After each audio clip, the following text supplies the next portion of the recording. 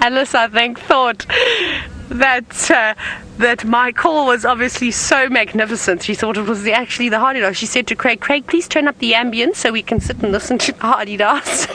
So thank you, Alice. That was actually the nicest thing that anybody's ever said to me today, is that I can make a good Hadeda call. Though I don't think the Hadedas were very impressed by that.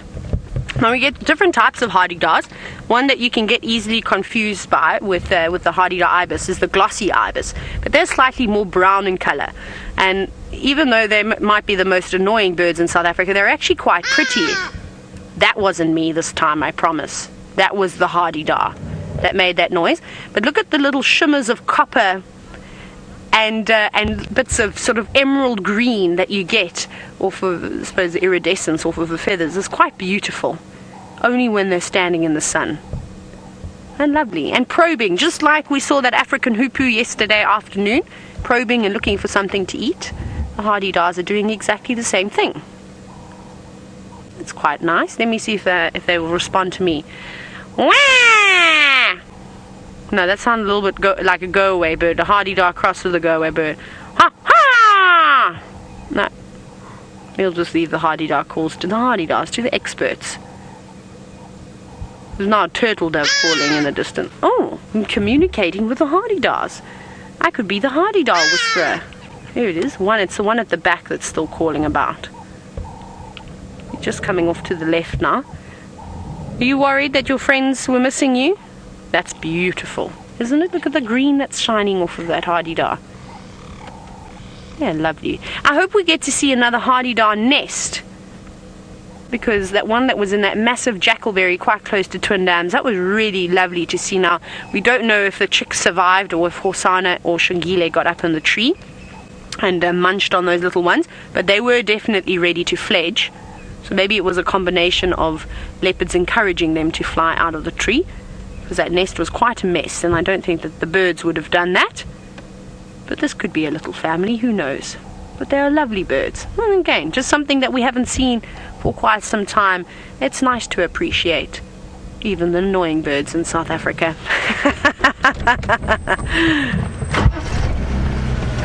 Wonderful. Aren't you beautiful? Well, Hadedas, you've got one person that appreciates your call, and that's our beard. You've said that you quite enjoy their call. Well, good for you, because my mom said that was the only thing that could get me to cry as a kid, was the horrific noise that a Hadeda makes. She said I would hear that, they'd fly over the house and they'd perch in the trees at sundown or very early in the morning, and then that was the end of me screaming baby Tayla, which you can imagine would have been an absolute nightmare. But we're actually going to start making our way to the dam now, I promise. I'm not sure what Ali's up to, but I know she's going to go back to those lions a little bit later, and the temperature's starting to drop, so let's go find out what her plans are.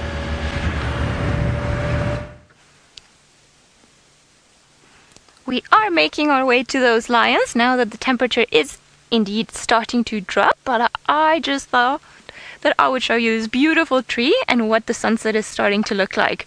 To me, this is very iconic Africa, just, you know, the dead tree standing in there in the middle of the savannah and just the sun not too far off. I just think it's one of the wonderful things about these, and it's one of those sights that it's very common, yet you don't get tired of seeing them. It's just, you know, the typical feel-good African sunsets.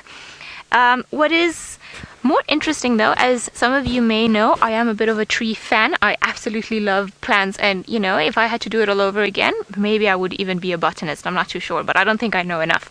But anyway, I digress. This beautiful tree that we're looking at, the one standing there, a lot of people tend to call them the skeletons of the bush. So it is an old leadwood tree that is able to stand for centuries after it's died. And part of the reason of it, it's just because it's as the name suggests, very heavy wood, very heavy wood. If you throw it in water, it's the type of wood that will not actually float, but it will sink. So they're managed to stand for hundreds of years because it's very hard for insects and little things to actually penetrate and start eating it from the inside and then wearing it down and making it fall down. So out here in the bush, definitely one of my favorite trees, either dead or alive. Funny enough, maybe Bon Jovi should actually make a song about the leadwood trees now that I think about it. But isn't it stunning? I love them. It's one of those feel-good sights that whenever you're in Africa, you've got to see them and you've got to find them just because they're so pretty. But anyway, we are unfortunately going to be driving a bit into the sun as we make our way back, but I hope you guys will be able to see all this beautiful grass glowing. I love when winter starts coming around. It's just that golden, precious light with everything around. I just love it. It's wonderful. And now, hopefully, when we get to the lions, they'll have their heads up, or they will start. Sorry, Seb, just make sure you hang on because the road is a bit bumpy. And I don't really want to lose a cameraman. I don't think I'll be forgiven. But we'll carry on. This is just, you know, that perfect time of the afternoon where everything just kind of starts settling in for the night. Things start happening. I keep seeing a rock at the end of the road, and you know, every time I look up I think it's a leopard, but it's not a leopard, it's just a rock. But here's to hoping. We'll carry on down this road and see. You never know. Maybe something will pop out. I believe our spotted friends have been a bit elusive, just to, you know, live up to their reputation.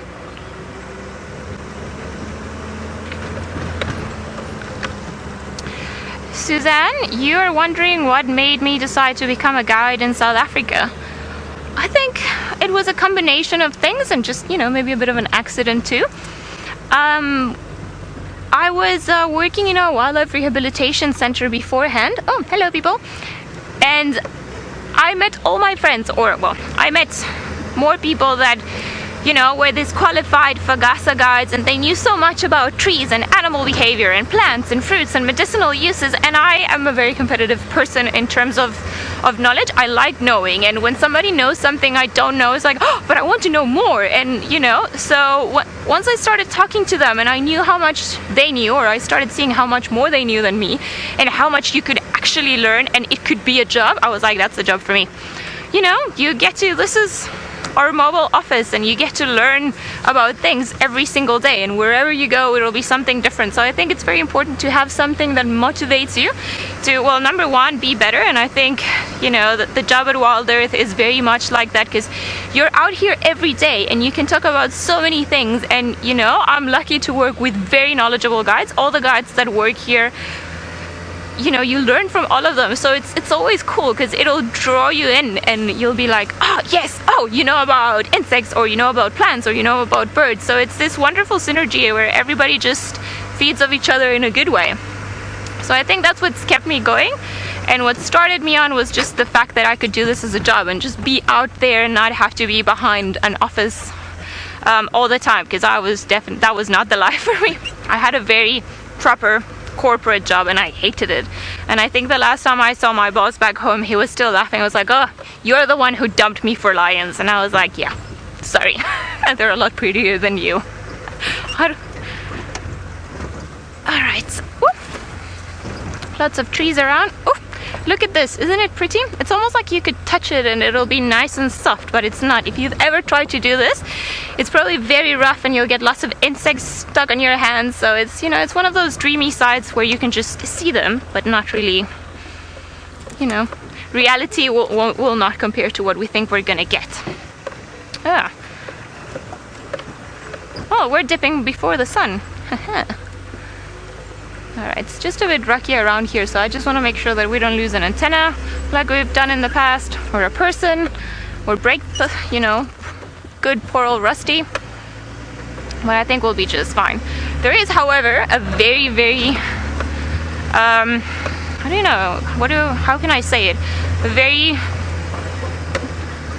big difference when we go in areas where the sun still shines, or where we go down this drainage line, or you know, with this dry riverbed where the sun is clearly not shining anymore. And now you can tell that winter is here. We're starting to get that very cold breeze that just, you know, it's a very slow reminder of, or a very slow way of telling us that things are just gonna get colder. Funny enough, before I got here, I was watching the drives and just seeing how many different layers everyone was wearing, just to be able to know how many different jerseys I had to bring. Because sometimes the temperature will be around maybe 18 degrees Celsius, or you know, in the 50s in Fahrenheit. But because we're driving and there's no barrier between us and the wind, it gets a lot colder a lot quicker. So I am confident that I packed all my jerseys. Tristan was laughing because I have a big box. Oh, sorry, I think we've just picked up a plant, a branch, so I'm just going to quickly get it out of the car while I leave you guys to enjoy the pretty scenery. Oh, of course, this thing is now in the middle where I can't really. This is pretty much, I just want to show you the extent of the branch. Oh, there we are. It's almost like a giant candle that I'm holding. And I'm sure this was thanks to an elephant that was feeding around and just decided to break it off and just leave it in the middle of the road for us to move. I think it's maybe the third or fourth one that we've had to move today. But it's fine. I just wonder where they are hiding. Oh, isn't that pretty? I love it. Very unique. Am I plugged in? I am. Alright, we're not too far from where the lions are. I think maybe about 5-10 minutes away. The good thing is that we can, you see, all the evidence. We've had elephants around here. I'm sure you can see all the dung in front of the road. Just over there. You know, the dung over there. And then obviously the broken tree. Dead giveaway. This is definitely some elephant doing. Look at that. It's always good when you drive around and you can see these different signs, because a lot of the times, like now, it's a very nice setting, very tranquil, not too many things moving around. But if you just pay enough attention, you see that there's pretty much life everywhere. Alright, we're gonna carry on making our way to the lions, but in the meantime, let's go back to Tayla and see what she's been up to and if she's had any luck at the dam. We have just found one of the, well, the largest reptile that we find in this area, and it is a crocodile sunning itself on the bank. How cool is that? I haven't seen, lied, I saw many crocodiles while I was on holiday, but none of this size. Now, I don't know if this is Boris or Vladimir. I can't seem to tell the two apart, really, so you'll have to help me. But anyways, it is a lovely crocodile, and look at that gorgeous smile that I was telling you about, and this is the smile that you should never trust. But isn't that a beautiful shot? A golden lit crocodile. Look at those beautiful big teeth. The ones that are quite long are very, very white, and the others are very, very dirty.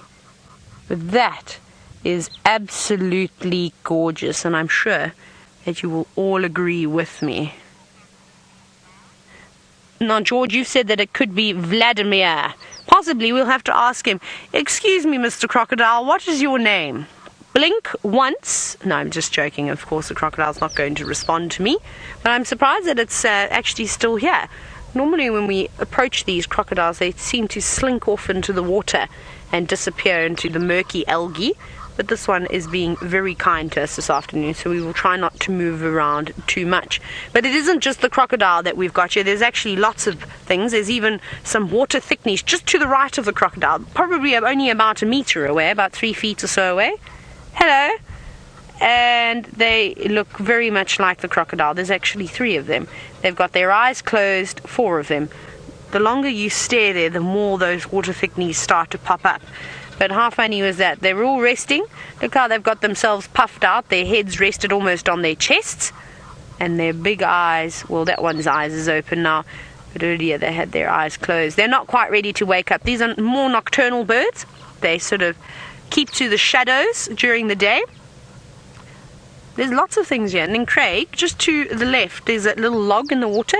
There's a ginormous terrapin. Look at that. That must be one of the biggest terrapins I've ever seen. It almost looks like it is a tortoise that has wedged itself on a log. Yes, I'm talking about you. That is very, very, very big. Just doing a bit of leg stretching. Yeah, kick back. It kicks practicing its strokes. It must have a swimming lesson later. Oh, and there's hippos. Look at the hippopotamus.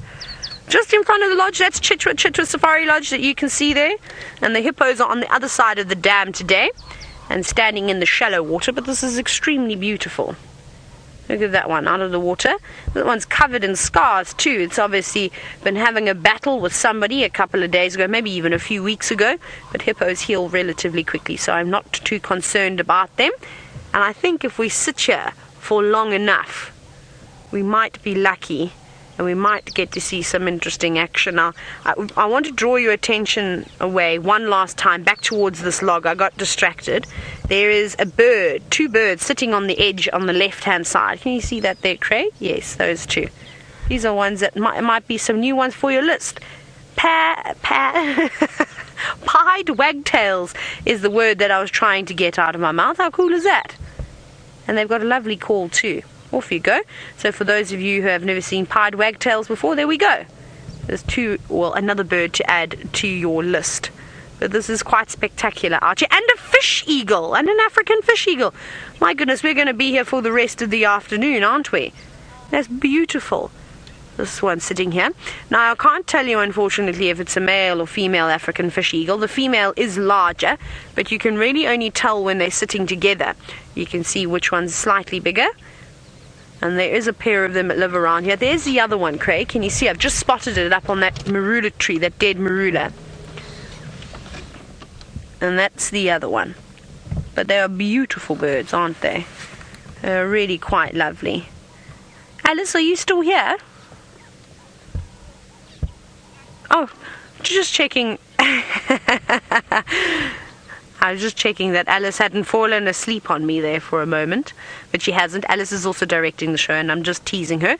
And then there are some Egyptian geese. I'm just showing you everything at the moment. If you look straight ahead down there, down all the way over there, we've got a family of about 355 Egyptian geese, and that's only 1/3 of the population that live around here. And also a little 3-banded plover running amongst them as well.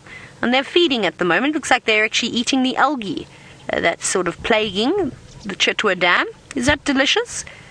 Come on, Egyptian geese, eat as much as you can. We need to get rid of it.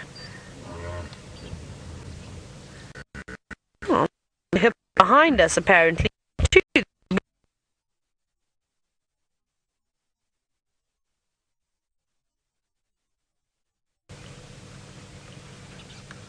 Behind us.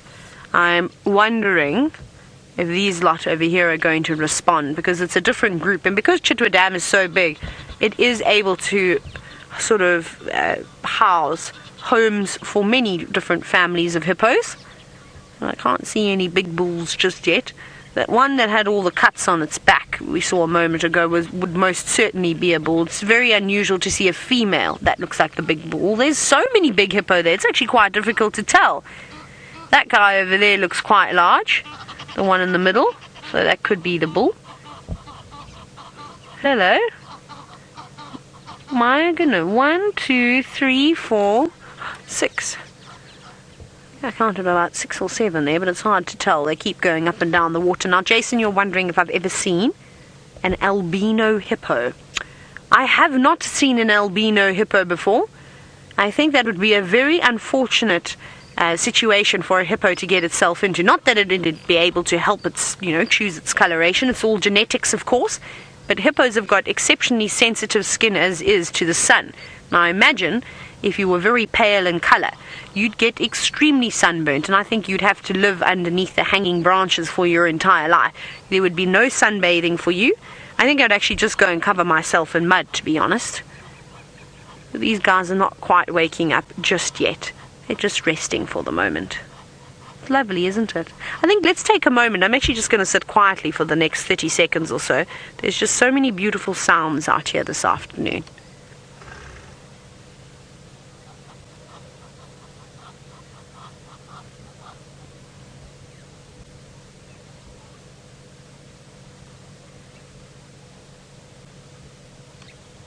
How quiet is that?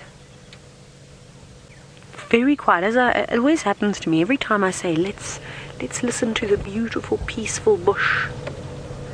There's nothing beautiful and peaceful about it because all the birds go quiet. Even the Egyptian geese stopped cackling, and that's very unusual for them because they're the ones that are always chirping and making a noise. But could you imagine waking up to a view like this? Imagine standing on that deck, sipping a cup of coffee or having a gin and tonic or a strawberry daiquiri, whatever you may like to drink, and just enjoying the view with the hippos, with the Egyptian geese, with the crocodile, and waking up to that call of the beautiful African fish eagle. It's basically paradise. Well, to me it's paradise. Now, something that Craig and I were talking about is that how deep Chitwa Dam is. There's a lot of water here, and Machine Gun Nest, you are wondering how much water is there for the African fish eagles to catch some fish. There's plenty. There's definitely more than enough, and we've seen the catfish with Brent. There's also tilapia that will be in here. Oh, there's a hippo. Is it opening its mouth? Yes, it is. You're splashing about, aren't you, hippo? Oh, that's lovely. We're going to do a handstand now. And so yeah, it's plenty. And Craig actually said literally about 5 minutes ago, he is waiting for the day that he can see an African fish eagle swoop down and catch a fish between its talons. So Craig, I hope that you and I are on the same vehicle when that day happens, because I've also been waiting, and I've been waiting almost 6 years now to see something like that. But I'm very patient. Perhaps it's a sign that I need to go to the Okavango Delta and experience it there. I unfortunately saw many fish eagles eating fish in below Zambezi National Park, but I wasn't quick enough, and I kept missing them as they were swooping down and catching them. And they're fish eagles, and it's the same thing in the Okavango Delta. They're like turtle doves. They're around every single corner. There's so many of them. We're lucky we've got a resident pair that live here at Chitwa Dam, so we can get our fix. There's also a pair that live around Thicknees Dam, which we see occasionally too. But this dam is full of life this afternoon. So many different birds, so many different mammals. It's great. Oh wow. Now, Chris Pistorius, you said that you once saved a fish eagle chick before, and it was the size of a chicken. Well, good on you for rescuing a beautiful bird like that. I think I would also try and save a fish eagle chick. And that's quite interesting. So, Chris, you've got to let us know, did you manage to successfully rear it, or did you hand it off to perhaps a rehabilitation centre? Because young birds are very, very tricky to try and raise. I've attempted many times, from Hadeda to weavers that have fallen out of nests and things like that, and they're not the easiest things to keep alive, unfortunately. So that's quite nice. And Chris, you've said that you actually handed it over to a bird of prey sanctuary. Well, good on you. Thank you very much for keeping the population alive. That's really, really quite nice to hear. What a beautiful afternoon at the dam. Everyone's chirping. Our terrapin has disappeared. He's gone under the water, going to his swimming lesson that we were talking about earlier. Wonderful. I think we'll hang around here for a little bit longer. I'm hoping that the hippos are going to start talking to us a bit later and splashing about and put on a show. Ali has arrived back at the lions, and she's got a view of the cubs.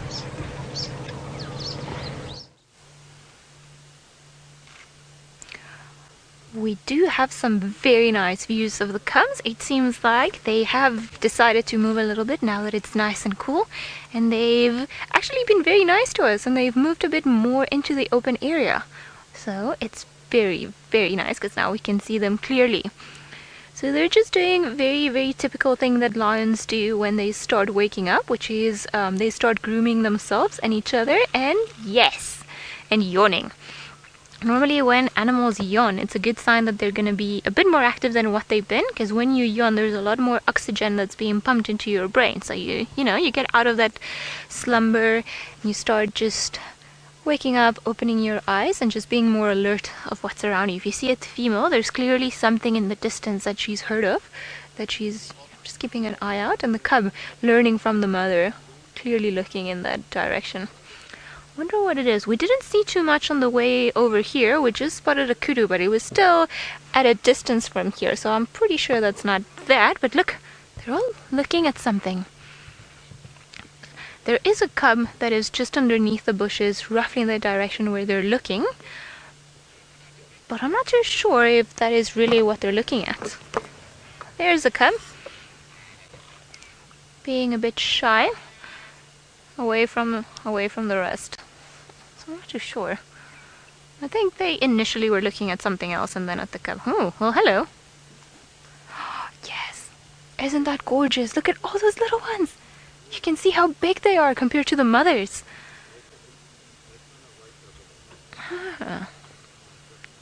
I wonder, they're definitely not looking at the cub. I think there's something else that spiked their interest, and I can't really see from here what it is. I'm just gonna wait for them to make their next move in case they are looking at something so that we don't spook them or anything. But I can't believe how much these cubs have grown. I think the last time I saw the Nkuhuma cubs was actually when I came for my interview drive, which was almost like 10 months ago. Can you guys believe that?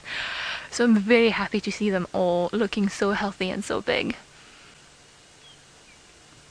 Oh, and there is the one that Tayla was mentioning that had a floppy ear. It's actually the one that we were looking at earlier on. Interesting. Sometimes it's, they just get a floppy ear temporarily, or sometimes the ears just break a little. Oh. No, I think the ear seems to be fine. It's just me not being able to see from a distance. They've all... I just wonder what they're looking at.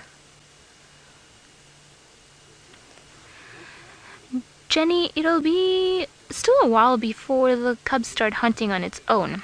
So because they're still predators, if they see anything around them when they're, in their slumber, they might still attempt to try and catch it, but they will only start participating in the hunts with the mothers once they're older. Normally, when they're about a year and a half, that's when the mothers start allowing them to have an active role in the hunts, let's put it that way. Like we saw this morning, the cubs were around. I'm sure they were just observing, and that's the way they learn, because obviously there's a certain technique involved in the way of Lion Pride's hunts, so they... Ah, did you guys hear that bark? I think maybe that's another kudu that's in the distance, and that's what they were looking at. Okay guys, I'm just gonna shut up for a little bit, see if maybe we can hear anything else, and just see how this plays out for everyone involved.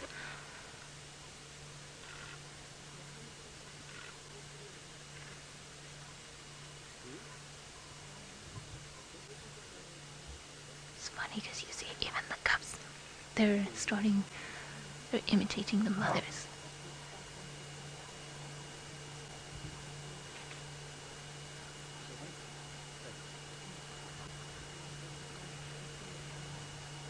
Oh, there it is, it's barking again. So that's the alarm call from one of the antelope. I would put my guess on a kudu. That's just spotted the lions. And it sounds like a dog barking. And all the lions have gone very, very still.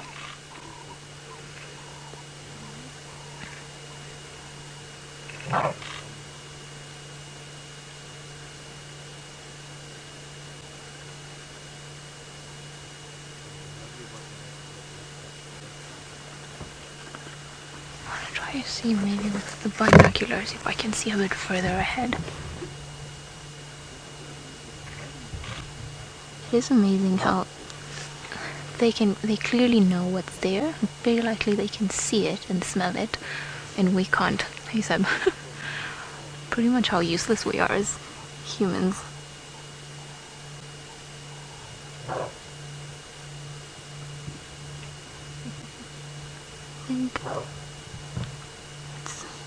Judging by the sounds, I think this animal is leaving. He sounds further and further away now.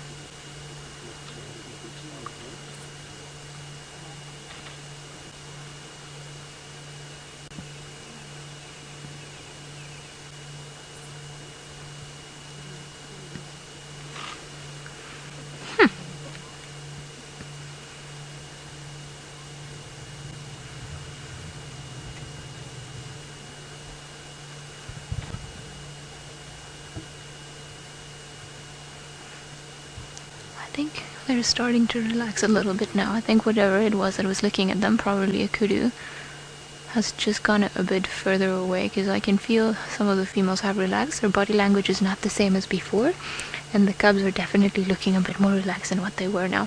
Because it was funny, even one of the little cubs was standing so still, he got caught with one of the paws, the back paws still, and he hadn't stepped, and he just stayed there frozen, avoiding to make any move. You see how alert she still is? Could be that, this kudu has given them an idea of where to start hunting. I mean, you guys saw them this morning on the sunrise safari. They were busy looking at some buffalo, and they even attempted going at 2 of them. However, the buffalo escaped. So I wouldn't be surprised if they just actually take it upon themselves to find something else tonight. There's that animal stroll barking. I don't know where it is. I think this noise is coming straight ahead from where we are. Still quite at a distance. I mean, I'm using binos now to try and see if I can figure out where it is. I can't see it. So I'm sure it's still managed to put some distance between the lions and itself. Obviously, you know, when there's a hungry pride of lions around, the last thing you want to do is just hang around.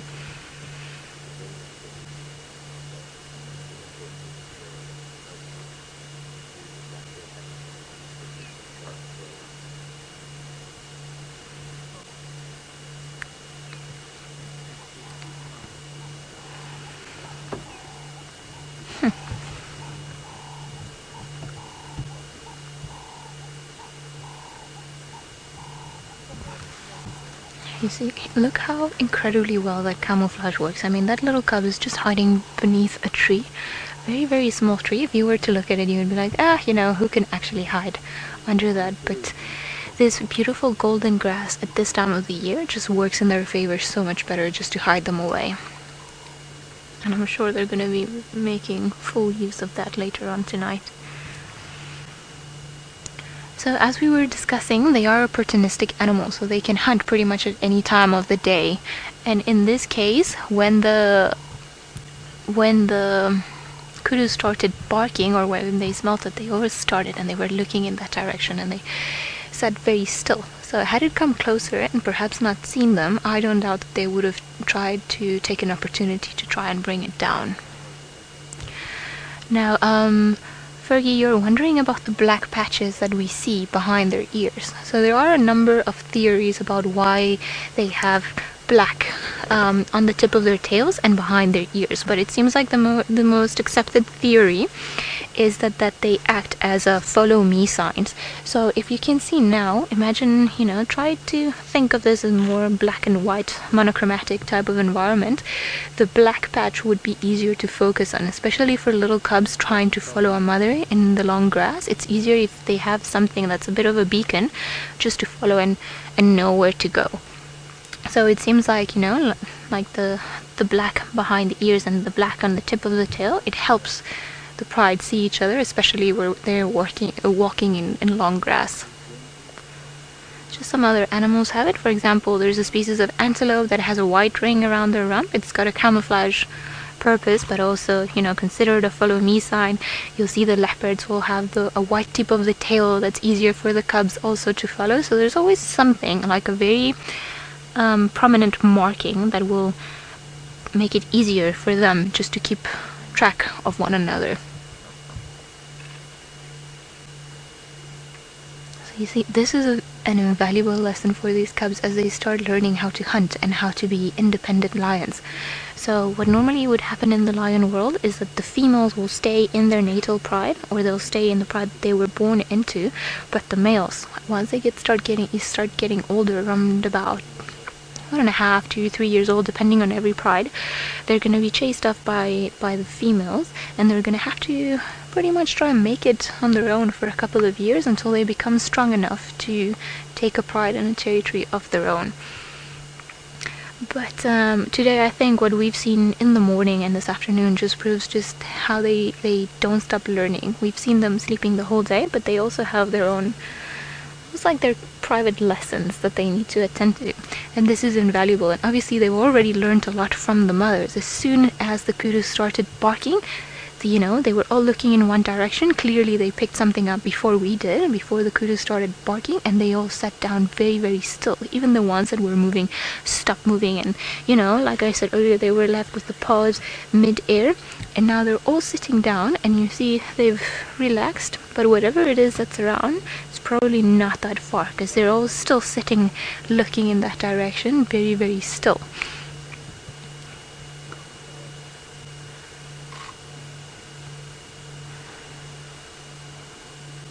I'm not too sure if they're still there.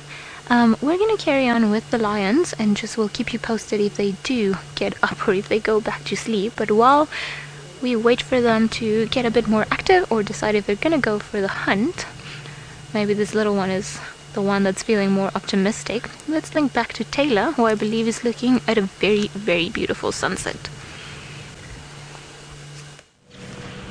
We've tried to find the most perfect spot to show you the beautiful colours in the sky, and we're just sitting at a little pan at the moment. And I thought that that was quite lovely, but we're just a little bit too late because the sun is about to disappear behind the rather large Drakensberg Mountains in the very far distance. But it is beautiful nonetheless. I love those oranges that we get in the sky. There really is something unlike, and nothing like an African sunset. It is so still.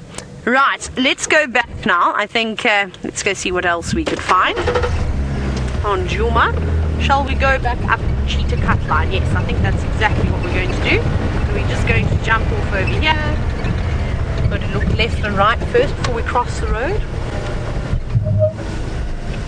Make sure that there is no cars coming. It can be quite surprised as to how fast the cars sometimes go on the road. If you've seen how we chase after wild dogs, you wouldn't want to jump out onto the road without looking left and right. So very important. What a beautiful afternoon. How grand was Chitwa Dam? Filled with life this afternoon, wasn't it? We saw loads and loads of different animals, which was quite nice. What are you shouting about? Here we go. Here's a silhouette bird for you. Let's play a game. What bird do we have sitting in this tree? Hashtag Safari Live very quickly before it flies away as to what you think that bird may be. If you're not sure just by looking at it, perhaps you are very skilled and can identify it by its call that it makes. But that should be an easy one. This is an easy quiz. It's just to check that you're all still watching. And let's see. Has anybody answered just yet? I'm sure that a few of you would have been very quick at the draw at typing the letters that spell out the name of this bird. How cool is that, though? Isn't that lovely? Shh.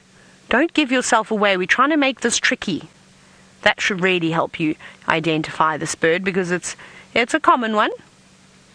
Some of them stay here. Some of them disappear to very, very far away. Hello, beautiful. Yes, your call is not so beautiful, but your feathers are very pretty. Senzo, you've said that is a roller. Ding, ding, ding, ding, ding, ding, ding, ding. You win the prize. You win the bird challenge this afternoon. Very well done. Very well done for being quick on the draw as well. It was good typing. So yes, that is a lilac-breasted roller that we saw. Oh, we've got more birds. No, that's a there's a piece of elephant dung on the road, and I thought that it was one of the little crested francolins that was perhaps getting ready to dust bath, but then I stared at it and I realized that it hadn't moved yet, so it wasn't a crested francolin.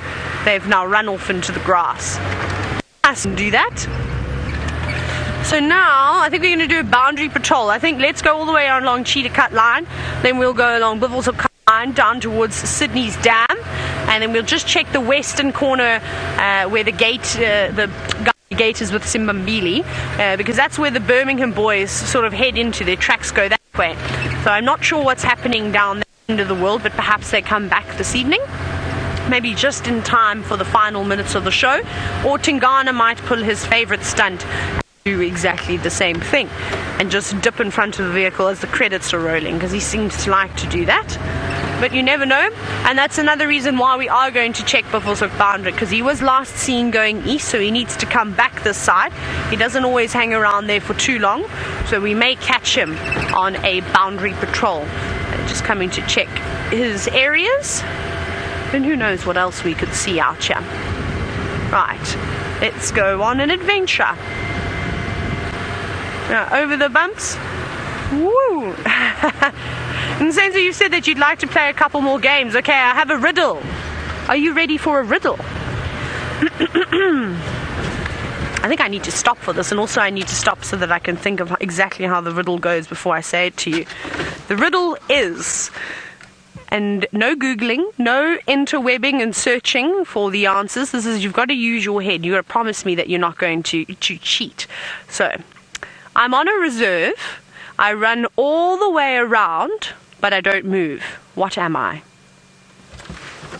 Sneaky. There's my riddle for all of you. Guess hashtag Safari Live. If you think you know the answer to my riddle, I'll say it again for all of you. I'm on a reserve. I run all the way around, but I don't move. What am I? Let's see if any of you can get that. Hopefully we will have some responses a little bit quicker. And Senzo, maybe you know the answer already. It's a tricky one. I've got lots and lots of riddles stacked up, and we shall be doing them every now and then. I've decided I like to play games, and if you've got any riddles for me, please send them through. Hashtag Safari Live as well, and I'll try and figure them out too. I love a good challenge. Let's see, Craig, do you have any idea? But don't say it out loud. You can whisper your answer to me, but you have to whisper it quietly so no one can hear you. Don't have it. No, Craig says no, he's Batman doesn't know the answer to this riddle. I've stumped Batman. Can you believe it? We'll have to ask Byron it as well when we get back, so don't share your answers with Byron. We'll try and trick him, because he's the master of games. And we'll see if he can get that one. Woo! Okay, so Beard, you've said a road. That was your answer.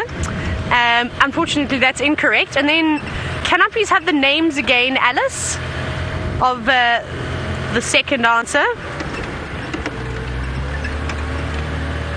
Okay.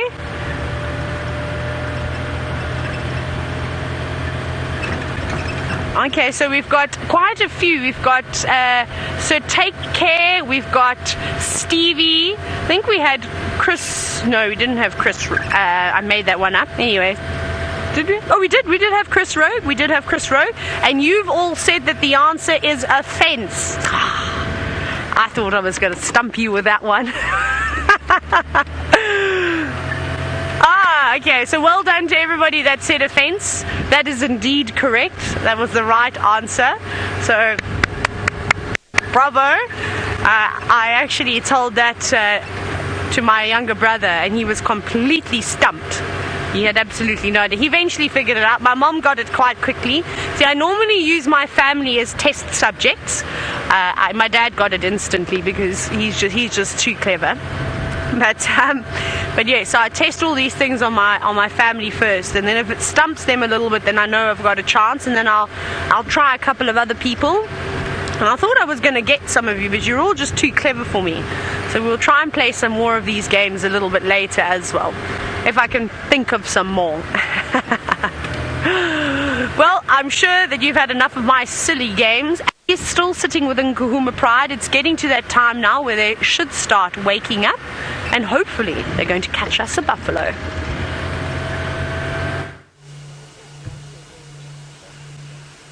We could never ever get bored of Tayla's games. Come on. But we are here. I think the lions, however, did get tired of the kudu game because they've gone back to grooming themselves, and they're just a bit more relaxed now. The cubs are busy on their own, just a bit further in between the bushes, also grooming themselves, and everyone's just back into a very relaxed mode. I think the kudu decided that this was definitely not the area to spend the night in, and I'm sure he's moved up because we haven't heard him again, and the lions definitely don't seem as interested as they were earlier on. But who knows? It's a good starting point for them in regards to where to start looking for food tonight, and they're definitely hungry and on the prowl. So I'm sure maybe later on today we'll be able to hear them. Funny enough, they're not too far from camp, so I wonder if maybe we'll get lucky. We'll hear them roaring throughout the night. I know sometimes, we get very spoiled and we complain because the lions started roaring at 3 o'clock in the morning and we couldn't go back to sleep. And then we go out and drive and they've crossed onto somewhere else. But I suppose that's the life we live in, and there are bigger concerns in life. We are just very spoiled people, aren't we? Seems like the girls are all scattered around here. I can just count 3. 1, 2, 3 lions, and the rest of them are just a bit to the left of the screen, but I don't think we'll be able to see them because they're in a bit of a complicated area, very thick bush around here, and I don't want to go pretty much puntu bashing all around because I don't think that's gonna actually give us a better view. I think where we are is probably the best one for the time being. They have chosen a very good place to rest. I mean, this area has kept them in the shade the whole day, and it's a good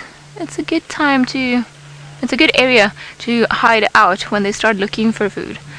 Bellamy, you'd like to know when they would get active. Well, this is them being active, or starting to get active. Normally, if lions are not active, they are lying flat on their side and not opening an eye. If they do much, they'll probably roll onto the other side, and that is them when they're sleeping.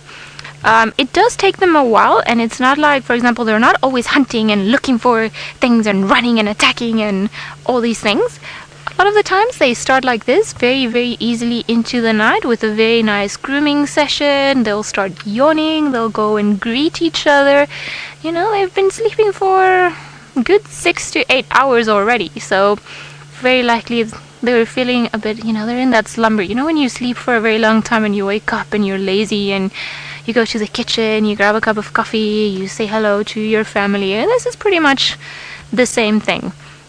So unless there's something that comes their way and, you know, wakes them up very quickly, they just like to take it easy, and then they'll start moving around.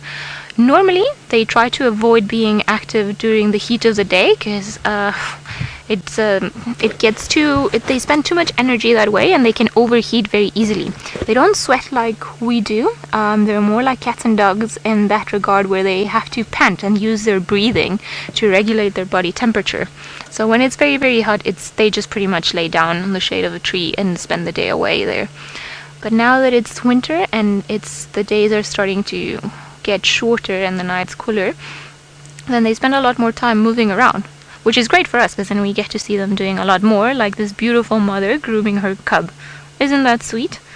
Just making sure he gets a bath. Apparently he's over that stage where they're like, no, I don't want to. He's now decided that this is probably a good thing. See, this is very important for the lions. All of this bonding and the grooming one another, it just helps maintain very good relationships, and just make sure that pretty much everybody else knows that they're in the pride together, and then they've got each other's backs. It's a good way of keeping good relationships. Now we've got the two girls in unison. They're doing exactly the same thing at the same time. That is quite funny. I don't think you guys can see the one behind of the tree because it's a bit complicated, but they're both there. And there's a very sleepy cub that's decided that it's still not worth it to wake up.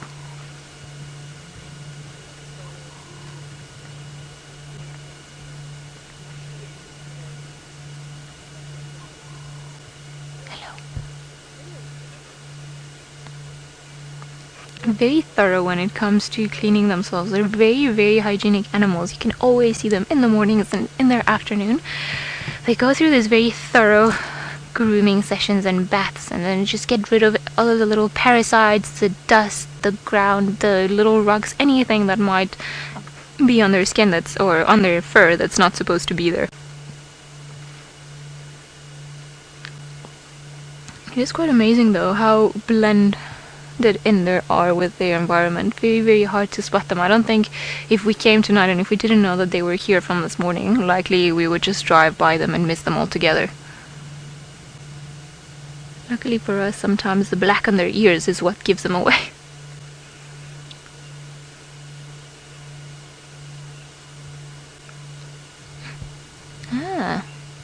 You see that what she's doing there? She's not growling or anything.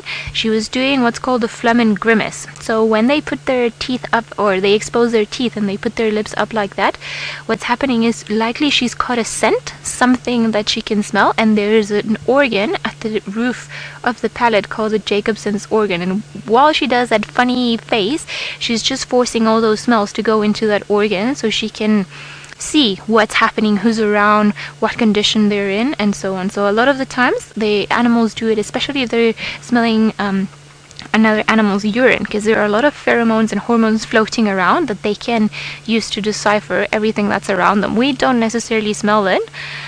We used to apparently, or we still have some trace of that organ in our palate back to where we were more primitive humans, but we don't make use of it anymore.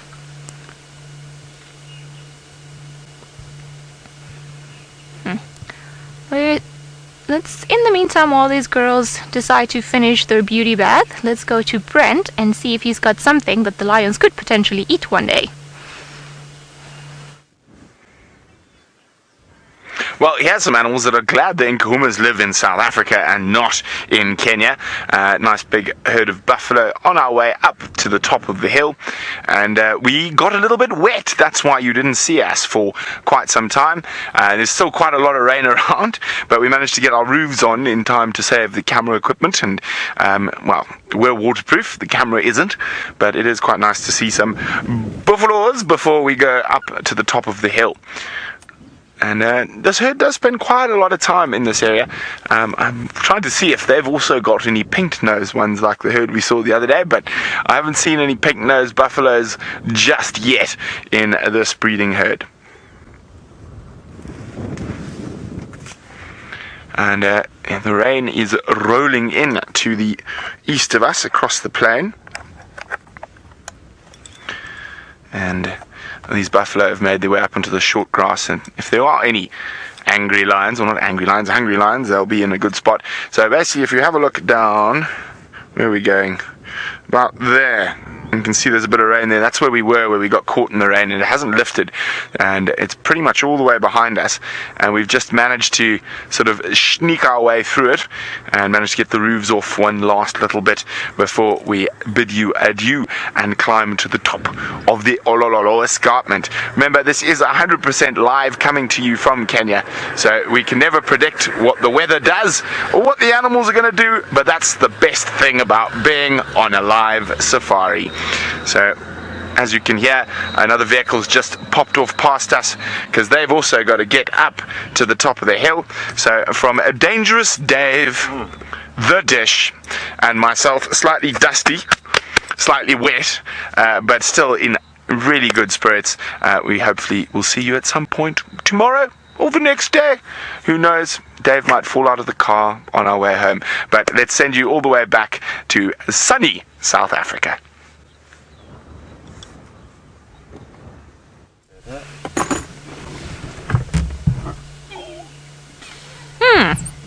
Well, as you can see, the getting active process is taking its time.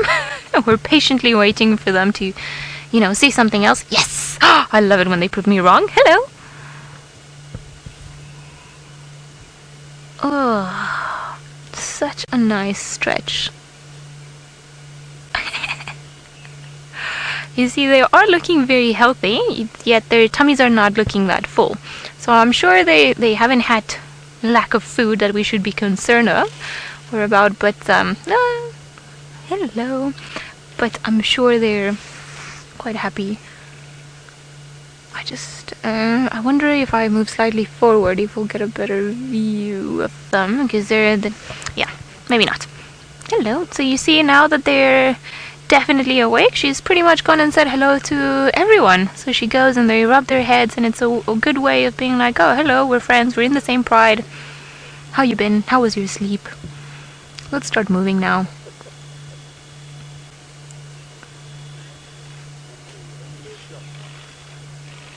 There's always one that wakes up and gets everyone going. I think she's definitely starting to move. Making sure her metabolism has definitely kicked in. And it's always an efficient way of just pushing everybody else around. Once you start urinating and defecating where they're sleeping, I don't think the rest of them will want to stay there.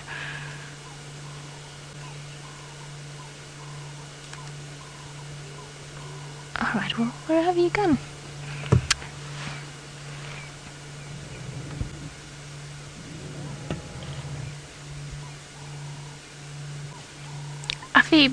Bunny, I think that's the name, if I got it correctly. If I didn't, I'm so sorry. Can they die from ticks? You'd like to know. They won't necessarily die from ticks. However, what can happen is that if they lose condition or if they're injured, then a lot more ticks would come into them, and then they will help with the worsening of their general condition, and then that's probably it'll lead ultimately, along with other causes, to their death. But no, they don't, as far as I'm aware, they don't die of conditions like, for example, certain species of dog can, if certain very terrible species of ticks give them different diseases or anything else. I could be wrong, but as far as I know, that is the case. I will, however, double check on my facts later on, and will definitely let you know tomorrow morning. I think they are just going towards the back. Right, I wonder, I'm just trying to see where they're going, see where we could get potentially the best view of them. I think I'm gonna try moving back, see if maybe we can see them from there. Liz, yes, as far as I know, Amber Eyes is not with the Pride. As far as I know, her last tracks were seen not too far from here. But still not around. We still haven't seen her. Let me see where I'm going. The last thing I want to do is, you know, bump into something and have to change a tire with a bunch of lions around here. Alright, I think that's better. I'm glad I can still drive. There we go. This is probably a better view of all of them. They're still a bit far, but I think that I'm just gonna stick around here while they move around. Oh my goodness, isn't that precious? All of them moving and just playing with each other. You see all the bellies going up in the air. I don't think this particular one is suckling. It seems just to be also grooming grooming the mother. Look at that. Oh, that's precious. Look at that wonderful hug. Oh. You see, there's something very special always about the bond in a lion pride between mothers and cubs. Always a rough one, for sure. But you know, when they allow us glimpses into this particular bond of theirs, I find it so... it's almost so humbling, so unique.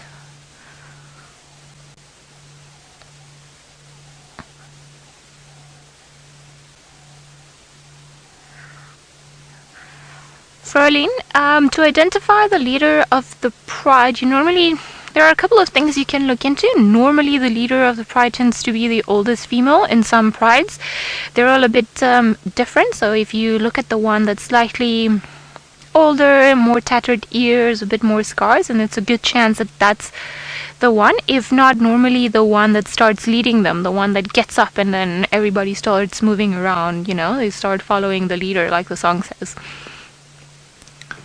In this case, I have a strong feeling this particular female could be the leader, because she's the one that's been moving around, and you know, she got up and walked this way, and then when the kudu was alarming, she's the one that walked there. However, I'm not 100% sure of the dominance between the females of the Nkuhuma Pride, so if any of the long-term viewers are there and they have a specific idea of who it might be, please do feel free to let me know using the hashtag SafariLive, as I would very much like to, you know, get a bit more into their character and get to know them a bit better, because hopefully I'll be seeing them a lot more. Ah, look at that. I just find it so funny how they always bump heads, and that's, you know, their greeting.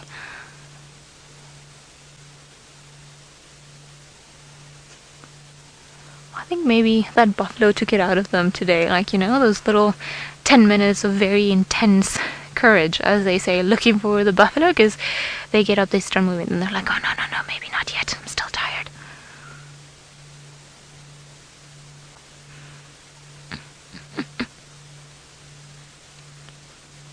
You see, they've got very rough tongues, so if you've got a cat or a dog at home, and I'm sure if they've licked you before, it's almost like sandpaper. And why it is the way it is, it's because they've got little granules, little like dots in their tongues, and that's where everything, it's almost like a comb. So if you can imagine, they start pretty much combing their hair, and everything that's not supposed to be there. Oh, maybe she found a tick in there that she's trying to get out. Look at that. Oh no. It's my turn now, Mom. I want the loving. At least they're quite nice between each other and sharing the love.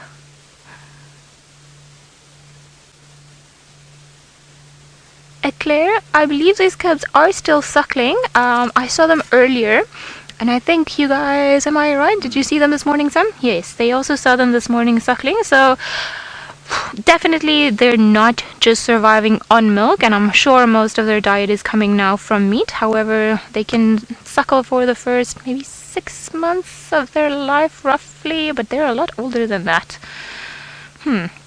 Maybe I've got my facts wrong. But definitely gonna start weaning very, very soon. They've got the right size. I think there are actually 3 cubs in there. So one's that she's grooming, the one to the right, and then the one to the left that's just kind of wanting to get all the attention.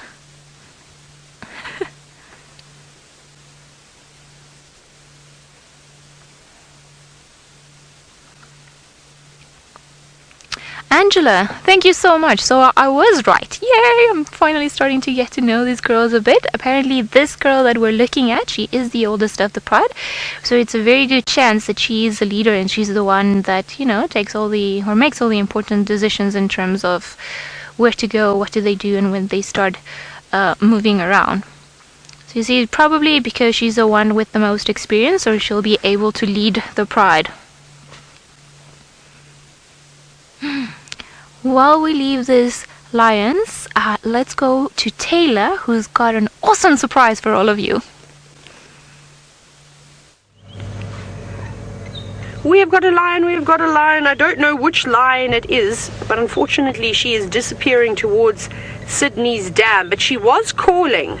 She was doing a call, so she's definitely looking for the others. So we'll try and watch her as much as we can. I did just call another vehicle into the sighting, so hopefully they'll get closer. She's in Buffelshoek now going towards the Manuleti, and they will hopefully supply us with some light. She's got a rather large stomach though, from what I can see. Okay, I'm going to put my spotlight down and we'll use theirs, but it is quite difficult. She's so far away from us, but I can't tell you who it is. I don't know if I can see. It doesn't look like there's any suckle marks there. Have a little listen.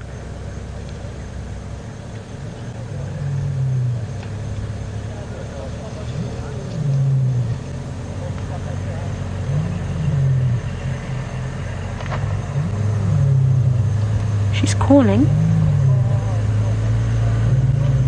Now you can hear how sort of soft and subtle a lioness's call is compared to a big male's call. Not as deep and gruff and loud as a girl. And I'm sure this is one of the lionesses from the Nkuhuma Pride. It could be amber eyes, but like I said, it's very, very difficult to tell. Obviously looking in this light, and she must be about quite a distance away from us. Oh, there's another car. Let's see if we can see her. She's going down towards the dam, so I'm wondering if she isn't going to have a drink, or we can just see her shadow. Where did she go? She just vanished. I think she's just ducked out of view down towards Sydney's dam. Very, very difficult for us to see her, and unfortunately we can't go traversing there. But that was wonderful. I wonder if she's going to come back. I think what we're going to do is let's go do a quick loop. Let's go do and check Simbambili, because if she's calling now, that could draw the attention of the males. So I'm just going to tell the guides in the sighting to carry on, but if they can let us know if she comes back this way, because she did. We saw her cross the road from quite far down, and she's come from Vuyatela. But let's go across to Annie and the rest of the Nkuhumas.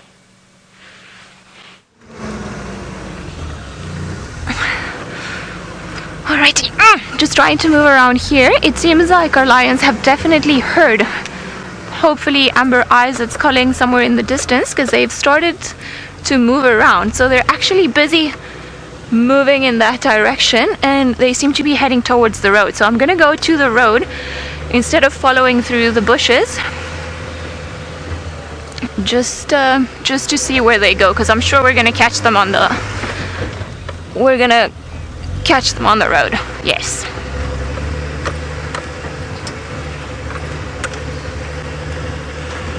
Alright. I just want to make sure we don't get too far ahead of them. Is that them? Yeah. that is them moving around there. It is a bit hard to see them now, but it would seem like they've just gotten down there. Still moving towards the road. All right.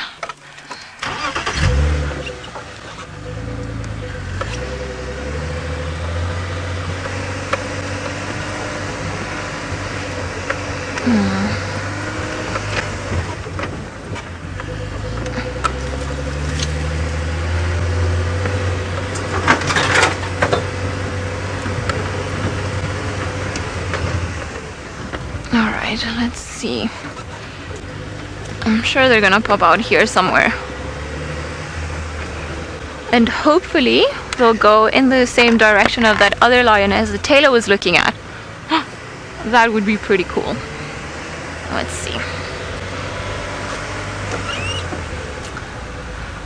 Alright, I just want to stand by here because I'm sure they're gonna come out somewhere around here, because this is roughly the direction where they were walking in. And they're in one of the other vehicles. Oh, there she is, right in front of us. I'm sure they're gonna end up popping or crossing the road in front of us. Alright, we're just gonna quickly switch to infrared so that we can see them a bit better.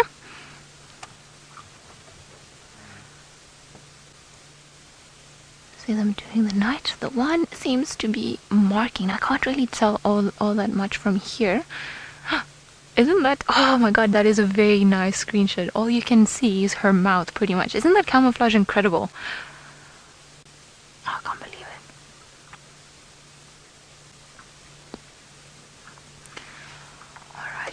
it. Let me just try going slightly forward. Just want to make sure that they are going to carry on coming in. Oh, I'm not going to go anywhere because they are being very helpful. Well, hello. So look at those tummies. They are definitely, they haven't been starving. They're actually looking quite fine. But I'm sure they're just looking for other things around. It's always a good chance to go and eat. Oh my goodness. Yay, hello. For them to come. I'm sure the other one. We're not too far from our boundary, so hopefully I'm really hoping that at one point they're gonna start turning instead of walking straight on, because if they do walk straight on then we're gonna lose them. Not too much, but I have hope that they'll be nice. I am sure they heard that lioness that you guys were listening to with Tayla, because as soon as we went across to Tayla, their heads got up and they all started facing in that direction. So very good chance that they know who's up and about. Alright, I don't know if the next one is there. Let me just go follow this one around. Oh, maybe just switching off the vehicle does the trick. Hello.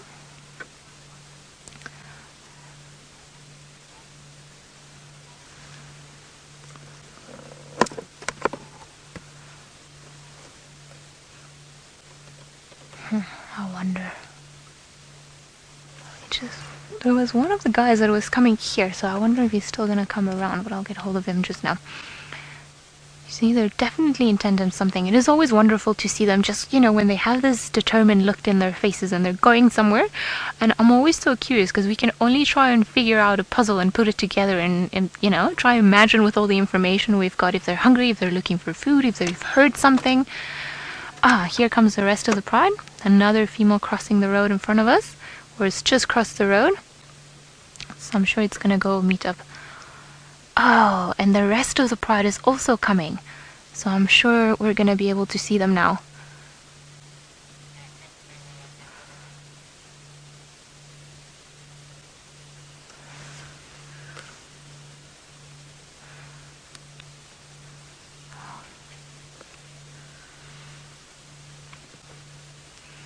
Where are you going? Sleeping on the road. Okay, well there's always somebody that wants to sleep on the road. It's nice and warm. I would do it too. Pretty much like the Sphinx. Looking very regal as always.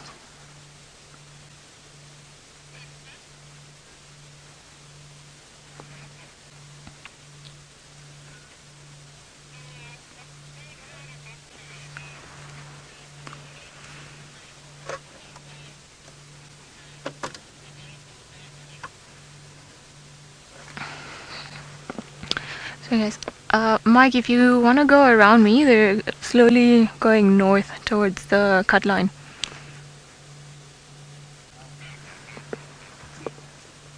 No worries. Sorry guys, just updating, we've got another vehicle behind us and I'm sure they can't see all that nicely from where they are, so if they just go around us I'm sure they'll be able to have a very nice view of them. So I was just trying to update the guys and just let them know.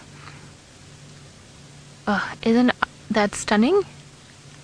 I think I'm so impressed by these Nkuhuma cubs. I've seen many different lion cubs, but this ones, they always look so healthy and look so nice. It's always a good sign of just how well they're looked after and what a good job these lionesses are doing at just bringing them up. I mean, look at them. They look stunning, even in black and white. I wonder.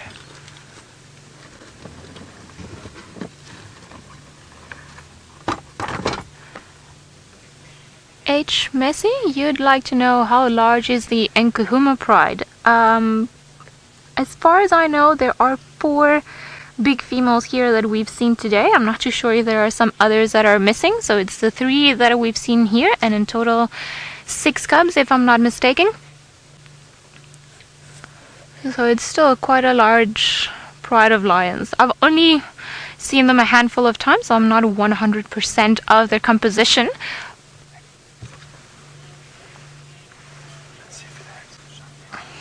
Let's see, we're trying to play around now with all this fantastic technology. Alright.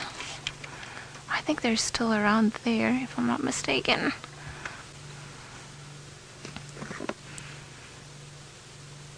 I wonder if they're looking at something. I just don't want to go forward in case we disturb the ones on the road.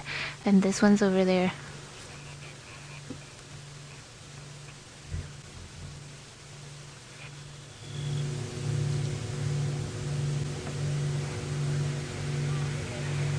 Now, let's maybe see if we can just have a bit of a closer look. Oh, sorry. Sorry, thanks. We're carrying different things at the same time, so. Alright, I think the cubs are quite close to us, and I see the black tip of a tail. So. Sorry guys, we're just experimenting a bit with the infrared, just trying to make sure that you guys... Look at her! On the mound! Yeah. Please. There we go.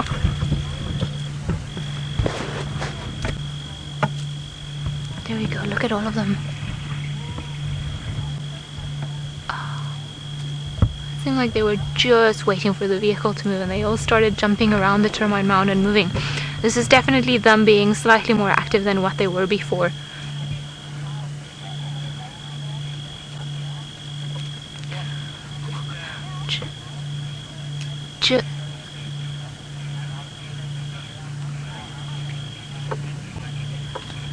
Alright, let's just try to follow them around here.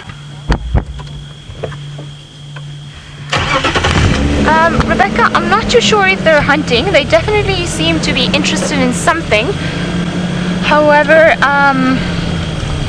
it's hard to tell from here. I haven't heard any noises from any other animals. I think they are starting to get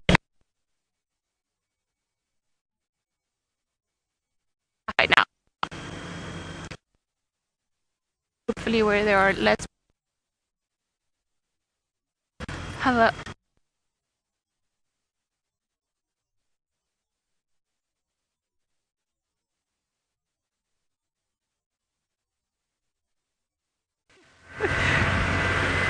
Hello everybody! You're with us now. Now we've been going up and down doing interesting things. Well, not really too interesting, but I've got some interesting news from you.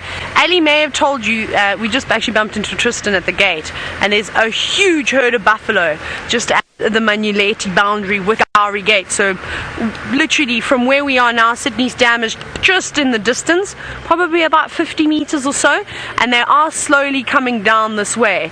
Now there is an animal corridor that seems to be quite popular with the lions, the elephants and the buffalo. It's sort of between Gari Gate and here on Vuyatila access, sort of going up and down. So that's quite nice. Now I'm just sort of lingering around at the moment, hoping that the males are going to be attracted by that lioness that was calling just a moment ago, and the one that we did see. So I'm doing loops and laps at the moment, and I think our hard work may pay off. We've just got to be a little bit patient though. So I'm driving very slowly just in case I can hear something. If I hear the males start to roar, although their roars are so powerful I can literally hear over the side of the engine. So that's our plan at the moment. The lioness is still sitting just on the dam wall. I think it's just out of view. She might just be on the northern side, which will prove to be a bit difficult for us to look. Just for now, I just want to check over here. That was so funny when we spotted her. How we saw something cross the road and we weren't too sure what it was. Thought maybe an impala, and then it turned out to be a lion. That was so cool. That was great. Right. Now I need lights. Let there be light. Oh, it's a shame. There's another car that wants to obviously come here, but I've only got a big bright beam. No, that's, hang on. Where's Mike? Is confusing me with someone else. Now I'm tangled. Microphone away. Radio.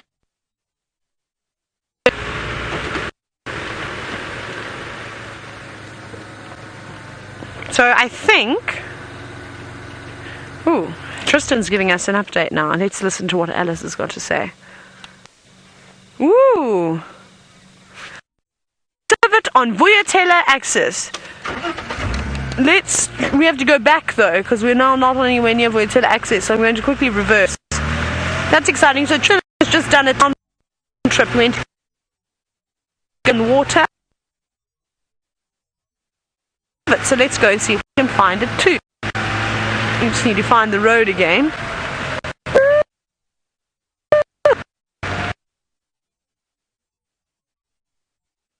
She's got a view of the line. Alright. Seems like, you know, the gremlins are fighting us now that everything's getting exciting. They've steadily carried on moving. We're going to try and follow them around a little bit more. Like I said, we're not too far from the boundary, but I have hope that they're going to stay on the right side of the road. I see they're all around there. Some more females up ahead, and they're all just busy moving around.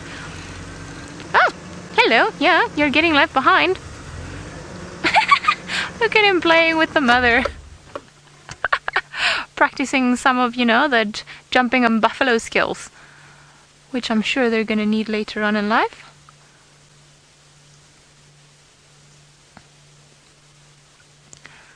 Slowly but surely they're all moving in that direction. I wonder what scent they've picked up in the air that's making them go in that specific way. So all of them around here, which is quite interesting to see, is clearly the cubs are now starting to go with the mothers everywhere they go, and all the hunts and everything else. So I'm sure if, you know, like we saw this morning, if they came across something bigger, the cubs will likely stay close to where they're hunting, but they still won't participate in the hunt because they're a bit too young still. But learning their ways. I'm just gonna go around just in case that antenna falls off. Ah, wonderful. And now, in full lion fashion, they are clearly walking on the road. Ah, look at all of them there. We've just got... I think this is probably the best way to go, without my spotlight getting everyone's view. I want to make sure there are no holes here.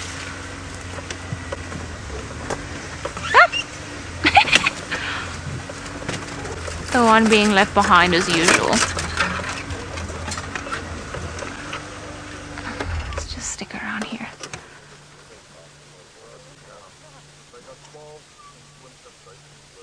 All of them around. I love it when they walk on the road. I think, however, they have walked onto the wrong road.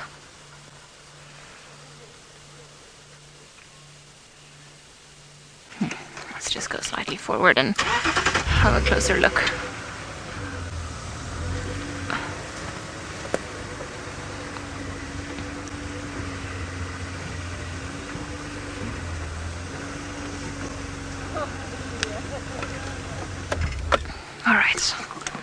There we go. Unfortunately, they have now crossed onto Buffalo's Hook, so we can't really follow them around there. I see the females in the back there, you know, lifting their heads, smelling whatever it is there.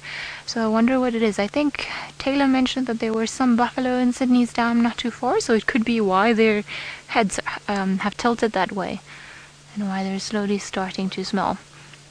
So clearly, with the buffalo being there, they can't really go straight towards them because then they'll chase them off. So sometimes what they do is they'll do a very big loop around and just try and surprise them from an angle where the wind is favorable to them, so the buffalo cannot really smell them coming. So I think these lions are up for a very entertaining night. It'll be quite interesting tomorrow morning to come and see what it is that they've been up to. Hopefully, you know, coming back to our side.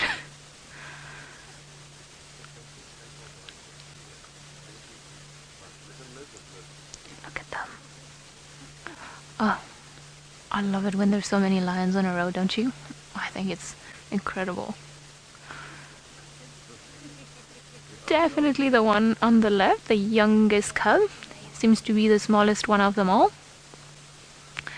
But a very brave little thing for, you know, going around with the rest of the pride and all the adults and the older cubs. Alright, I'm just gonna switch to the spotlight off for a second because there's a vehicle going ahead of us. Okay, maybe not. And I just want to make sure that I don't blind anyone. Alrighty. Seems like they are shy. Oh, no, they just can't go places where we can't. Alright.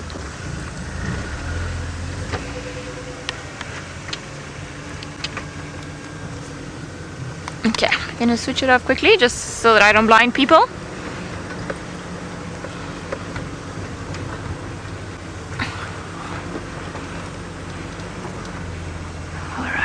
I think we have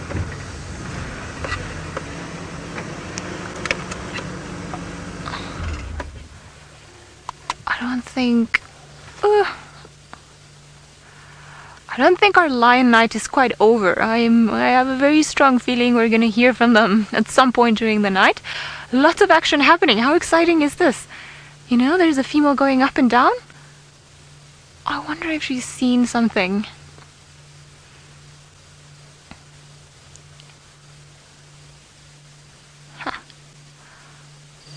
Very, very exciting afternoon, and I wonder if that female that Tayla saw had been there the whole afternoon. I wouldn't be surprised if she's Tayla, I think she said she had a suspicion that it was amber eyes. Could very well be, because as soon as she started calling, everybody else got their heads up. So I wonder if she wasn't actually just letting them know. It's like, oh look, I found food. I think this spotlight is not really doing us any good. I'm going to maybe just hang around this area for a little bit longer. I think the guys over there have clearly seen something we can't. Maybe the lions have spotted something and that's why their lights went off. So we're just gonna hang around here for a few more minutes, see if we can see what's happening, and just see what's happening. I, however, think that Tayla is also on a lion hunt, so let's see how she's doing. We're chasing after male lions. We're chasing after male lions. So we drove up and down Triple M because I knew that lioness's call was going to attract one of the Birmingham boys, and that it has. Are you ready to see a Birmingham boy? Here is Taxon just up ahead. And if only we'd been a little bit more patient and gone up and down a couple of times, we would have seen that boy. Now I'm just trying to figure out which way he's going. Let's go through here, I think. Let's just catch him. I don't want to blind everyone, so I'm just going to turn my lights off. And hopefully he'll come walking towards us. Yeah, there he is around the corner. Okay, so we're going to sneak around. I'm not sure which male Birmingham it is just yet, but I'll tell you in 2 shakes of a lamb's leg.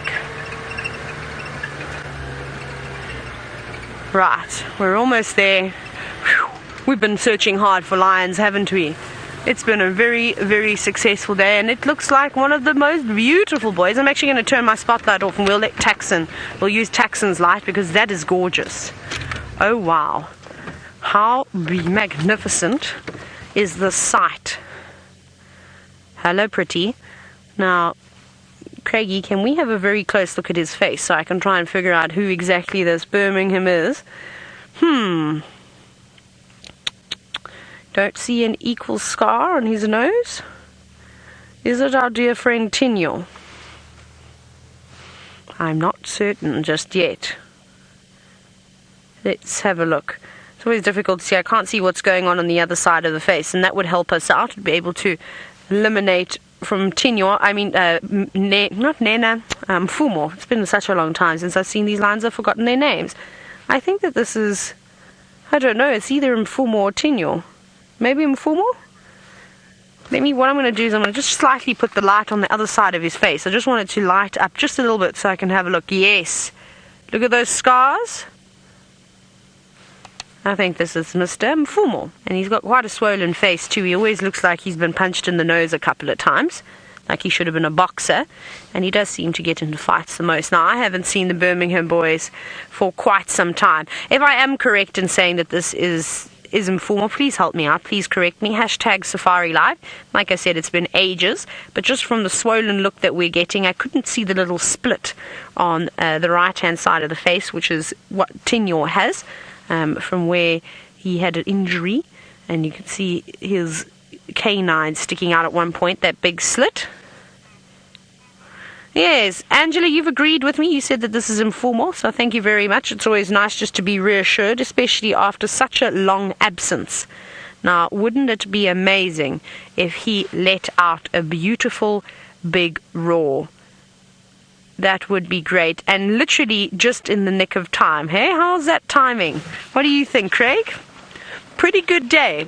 We've started off with having an amazing day with the Lions, and then, of course, we've ended it off with Lions. They're back in action. They're here. The Buffalo are coming. Hopefully the Nkuhumas will be here to stay, which will be quite nice. But he looks like he's having a little bit of a siesta just at the moment. That is so beautiful. What an incredible way to end another fantastic sunset safari, don't you all think? Beautiful screenshot. Quickly grabbing last screenshots before we end off. It's not often that we get a view like this. But I hope that all of you have had just as much fun as all of us here from Wild Earth. So a big thank you to all of you for all your questions. And we look forward to seeing you on the Sunrise Safari.